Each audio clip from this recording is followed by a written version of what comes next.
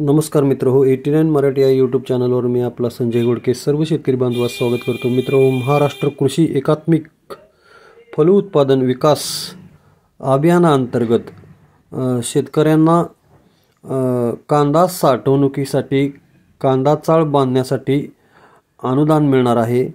तर हे अनुदान वैयक्तिक कांदा लागवड शेतकऱ्यांसाठी असून यामध्ये आवश्यक कागदपत्रक आहेत 7/12/8 चा नमुना, आधार कार्ड, राष्ट्रीयकृत बँकेचं पासबुकची छायांकित प्रत, हमीपत्र, सवर्ण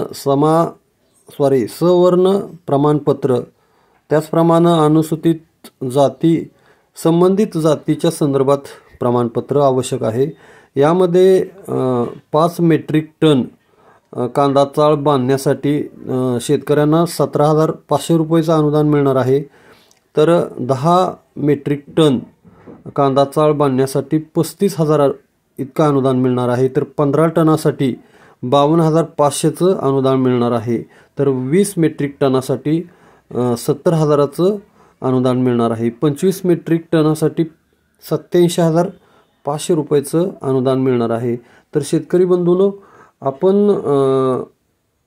संबंधित या जो फोटो या ठिकाणी अपलोड केलेला आहे किंवा कुठल्याही ऑनलाईन सेंटरवर आपण संबंधित शासनाच्या या वेबसाईटवर आपण ही सगळं कागदपत्र अपलोड करून या कांदा चाळ बांधणीच्या संदर्भात अनुदानाचा लाभ घ्यावायचा आहे।